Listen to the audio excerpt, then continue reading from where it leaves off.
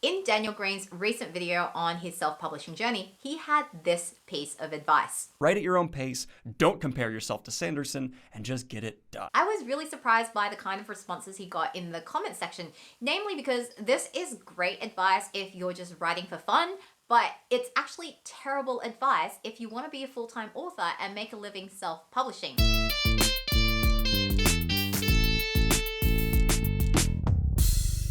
Hey guys, it's Deborah, and today I want to talk about why you should be more like Brandon Sanderson. Brandon Sanderson is a big name traditionally published author. He is best known for writing epic fantasy and specifically finishing Robert Jordan's Wheel of Time series and also his Stormlight Archive series. Sanderson is massively successful by any metric you want to look at. His books may not be for everybody, and that's all well and fine. We all have different tastes and preferences.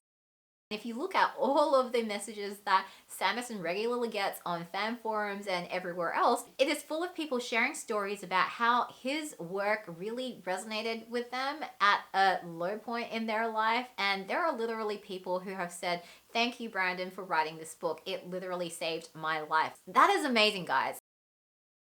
If you're an epic fantasy nerd like me, then you want doorstopper novels and huge series with lots of books. And in fact, I don't even really like looking at series that have less than 3 books because then I kind of feel like I don't have enough epicness in the story. The problem with this though is most fantasy authors do not have a frequent and consistent release schedule. And there are several really big name authors where they have had these series open for years and years and years, and the next book or the final book is just nowhere in sight. It's gotten so bad that a lot of fantasy fans will look at a new series that's come out and not buy it because they're just like, well, I want to see if this author is gonna actually deliver me the whole series because I don't want to be left hanging and not get an ending to the series. The thing that sets Sanderson apart from his counterparts is that he releases new books frequently and consistently. Does that sound familiar? He's got a very public goal of releasing 2 books per year. The only exception he makes to that rule is when he's got a Stormlight Archive book coming out, because those books are just behemoths and they're effectively a trilogy wrapped up in one single book, and they take him 18 months to write. So fair enough. Sanderson's consistency and the frequency of his releases is such an outlier in this landscape that it's gotten to the point where there's a running joke in the fandom where people are just like, oh my goodness, this author is totally going to die before they finish their series. And then someone else will come in and say, well, we'll just get Brandon Sanderson to finish that series for them. That's just kind of ludicrous. Like, how did a niche within an industry ever get to this point where there is an active demand for these kind of stories and authors just don't deliver? It does not make sense to me on any level. The consistency and the frequency of Sanderson's outputs is just in such contrast to the rest of his peers that there is a running joke in the Sanderson fandom that the guy is secretly a machine or a robot. Daniel Greene himself has a hilarious skit here on this point, which you should definitely watch if you've not seen this video. Writing fiction or creative writing, even just the terms that we call this thing, it's just so inherently associated with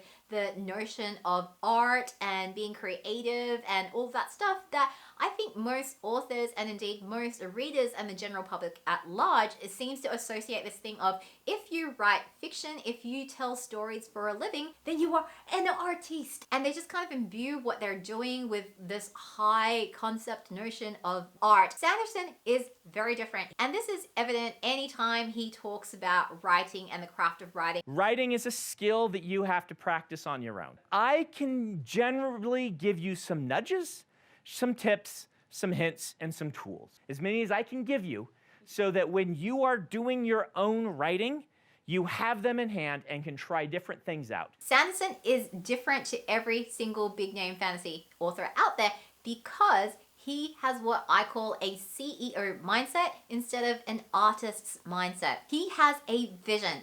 A lot of the advice given to self-publishing authors is to write to market. And certainly that is very valid advice, because if you write stories that nobody actually wants to read, then you're never going to sell them and you're never going to make a living from them. But Sanderson did try this. Can't you just write more like George Martin? They wanted short, fast-paced George R. R. Martin style stuff. I was not making any headway at all. And so finally, against better advice of everybody, I sat down and said, all right, I'll try something like that. And you guys do not want to read Brandon Sanderson trying to be George R. R. Martin.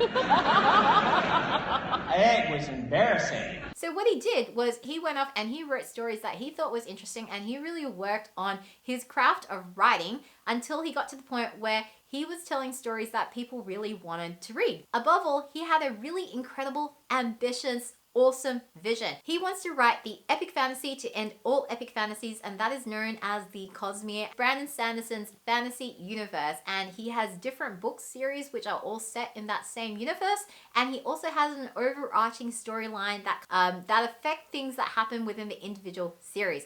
That is a pretty epic level goal. But he doesn't stop there. He is great at translating that vision into an actual strategy. He is very strategic about when he writes Cosmere stuff and when he doesn't write Cosmere stuff. And he's also been very good about using collaborations to pursue ideas that he finds interesting, but which he knows he can't fit into his production cube if he wants to finish his life's great work. But he's not wedded to that strategy. He keeps his mind open, and if a new opportunity comes up that he thinks is really great, he will go for it and he will make room for it in his strategy. When he does that, he's never in it just for the money. He's always doing new projects because he thinks it's going to be interesting and he'll learn something, or because his fans are asking for it. Even when his fans ask for something, he always considers how that will stack up against his overall strategy and his overall vision, and he does not do everything that his fans request. From this mindset, there are 3 specific things that Sanderson does that enable him to be so successful. He consistently delivers on what he promises. Sander fans like me read his books because we're totally there for the hard magic systems,